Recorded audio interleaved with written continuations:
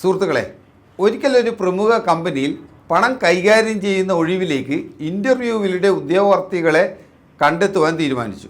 അപേക്ഷിക്കുന്നവർ കെട്ടിടത്തിൻ്റെ 5ാം നിലയിലെ ഇൻ്റർവ്യൂ മുറിയിലേക്കാണ് എത്തേണ്ടത്. അവർ എത്തുന്നതിന് മുൻപ് ഒരു കാര്യം ചെയ്യുവാൻ ലിഫ്റ്റ് ഓപ്പറേറ്റർക്ക് MD നിർദ്ദേശം നൽകി.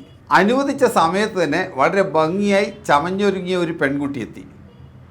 ലിഫ്റ്റ് കയറുന്നതിന് മുൻപ് MD മുൻകൂട്ടി നൽകിയ 500 രൂപയുടെ നോട്ട് കെട്ട് പെൺകുട്ടിയുടെ പിന്നിൽ ഇട്ടുകൊണ്ട് ലിഫ്റ്റ് ഓപ്പറേറ്റർ പറഞ്ഞു, "മേഡം, താങ്കളുടെ പൈസയാണോ താഴെ കിടക്കുന്നത്?"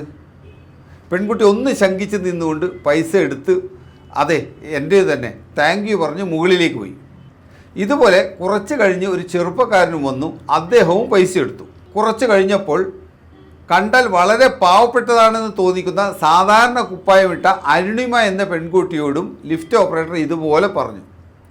എന്നാൽ പെൺകുട്ടി പൈസ എടുത്ത് ആലോചിച്ചിട്ട് പറഞ്ഞു, "ഇതെൻ്റെ പൈസയല്ല സാർ, ആരുടേതാണെന്ന് അന്വേഷിച്ച് തിരിച്ചു കൊടുക്കുന്നതല്ലേ നല്ലത്. ഇതാ പൈസ" എന്ന് പറഞ്ഞ് അരുണിമ തിരിച്ചു കൊടുത്തു. കുറച്ച് കഴിഞ്ഞ് 3 പേരെയും MD ഇൻ്റർവ്യൂ ഹാളിലേക്ക് ഒരുമിച്ച് വിളിച്ചു.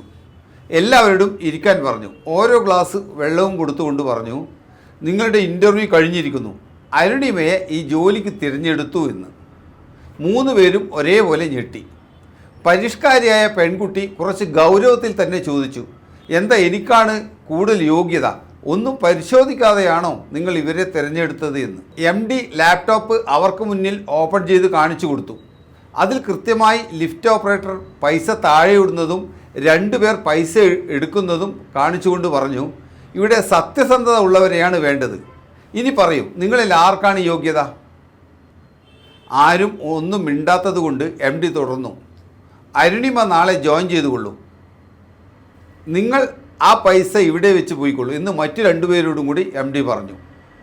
സുഹൃത്തുക്കളെ, സത്യം, പരിശുദ്ധി, നൈർമല്യം ഇവ ആരിലുണ്ടോ അവരെ തോൽപ്പിക്കുവാൻ ഈ ലോകത്ത് ഒരു ശക്തിക്കും സാധ്യമല്ല എന്ന് വിവേകാനന്ദൻ പറഞ്ഞത് എത്ര ശരിയാണ്.